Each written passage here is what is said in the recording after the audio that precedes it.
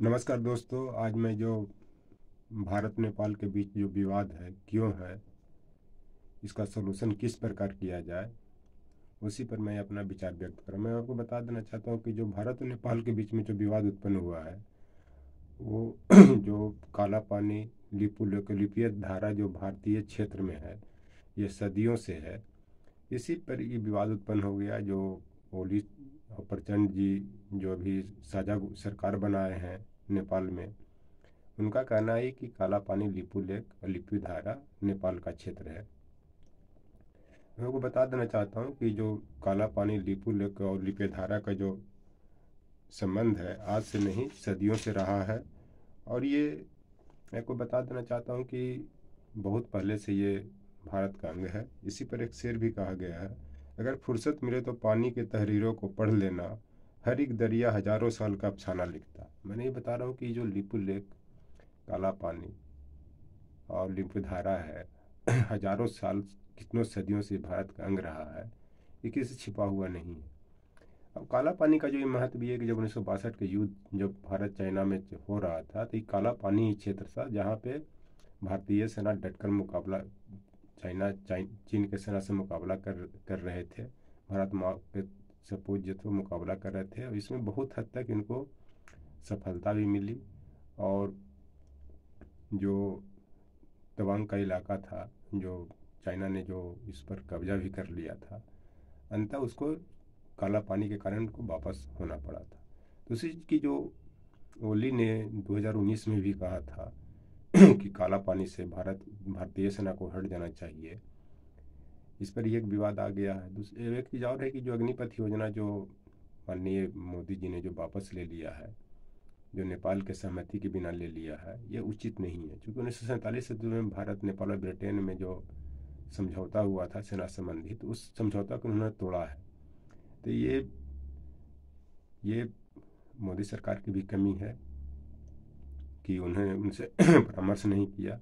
परामर्श करना चाहिए था और जो सच्चाई है उसको स्वीकारना चाहिए। इन्होंने ऐसा गलती की है और इस कारण इस मुद्दे को, अग्निपथ योजना कोई बहुत बड़ी चीज़ नहीं है, इनको वापस ले लेना चाहिए, लेना भी चाहिए। एक मुट्ठी बाजरा के चक्कर में पूरा साम्राज्य नहीं लुटाना चाहिए जो शेरशाह सूरी ने किया था। और कालिंजर को जीतने के पक्ष में नहीं रहते तो शायद उनकी मृत्यु भी नहीं होती। जो कालिंजर का दुर्ग उस समय बहुत खतरनाक दुर्ग माना जाता था, उसी में अपने उनका साम्राज्य भी खत्म हो गया। तो इस कारण ये अग्निपथ योजना पर विचार विमर्श पुनः करना चाहिए और नेपाल को चीन के पाले में जाने से रोकना चाहिए। और भारत को काला पानी लिपू लेक और लिपि धारा का जो मुद्दा है उसको ठीक ढंग से इसको समाधान करने की ज़रूरत है और भारत को मजबूत बनाने की ज़रूरत है। और सामरिक दृष्टि से भी काला पानी, लिपू लेक और लिपि धारा जो क्षेत्र है वो भारत के लिए बहुत मजबूत माना जाता है। और जहाँ तक जो काला पानी का संबंध है भारत में अंडमान निकोबार में एक सेलुलर जेल है, वहाँ पे काला पानी की सज़ा दी जाती थी। वो बहुत खतरनाक सज़ा होता था और उसमें बहुत लोग की डेथ भी हो जाती थी। तो सेलुलर जेल का संबंध या काला पानी का संबंध आज से नहीं, वो काला पानी नाम उसी क्षेत्र से पड़ा है। इस पर भी शेर भी कहा गया है, हम इंतज़ार करें, हमको इतना ताब नहीं, पिला दो तुम हमें पानी अगर शराब नहीं। तो एक शेर इसमें यह बताता है कि मुझ में इतना इंतज़ार करने की क्षमता नहीं है कि आप मुझे काला पानी लिपू लेक लिपिधारा से अलग कर दे।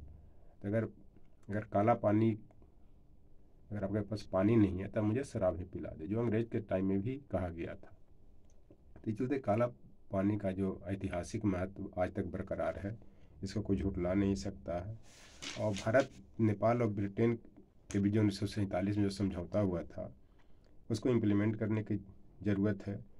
और जहाँ तक मुझे ये लगता है कि जो भारत और नेपाल के बीच तनाव का एक कारण और है कि जब मोदी जी आए थे 2015 या 16 में, जो नेपाल के खिलाफ में जो नाकेबंदी लगा दिया गया था जो बिहार नेपाल बॉर्डर पर, उसके कारण भी ये आया। बहुत दिन तक ये विवाद चला जिसके कारण चीन को नेपाल क्षेत्र में घुसने का मौका मिल गया, नेपाल की नीतियों में हस्तक्षेप करने का मौका मिल गया। उस समय भारत के अनुकूल वहाँ पे सरकार भी नहीं थी। खैर एनीवे, आज का जो काला पानी लिपू लेक लिपू धारा का जो मुद्दा है वो भारत नेपाल के विवाद को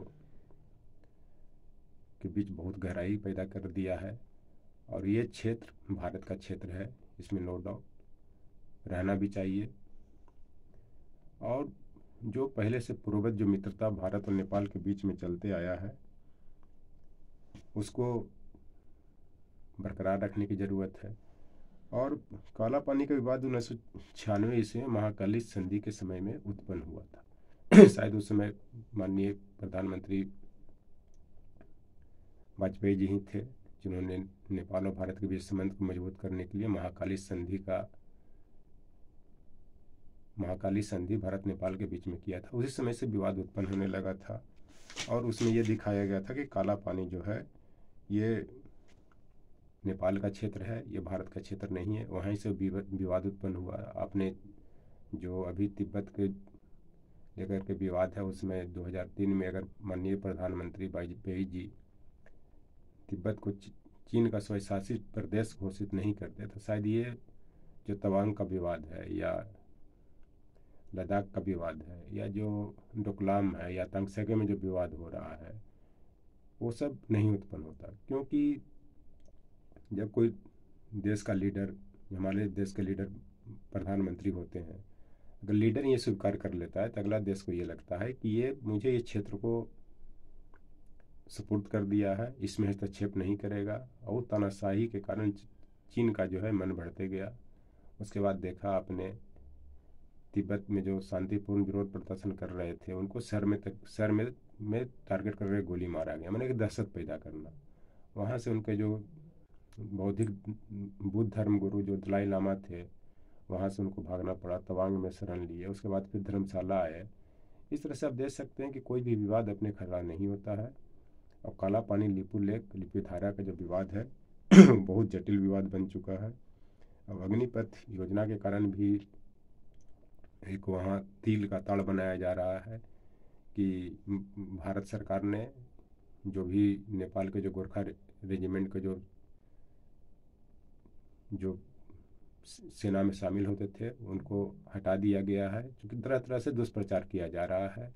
इस चलते अग्निपथ योजना पर विचार करने की ज़रूरत है और विचार करते हुए फिर इसको भारत नेपाल के बीच में संबंध स्थापित किया जाए। अग्निपथ योजना को लेकर के, लिपू लेक, काला पानी, लिपू धारा को लेकर के भी, ताकि भारत नेपाल संबंध मजबूत हो और जो है इसमें चीन को आने से रोका जाए, तभी ये विवाद का हल हो सकता है और काला पानी, लिपू लेक, लिपू धारा भारत के क्षेत्र में बचा रह सकता है। Thank you.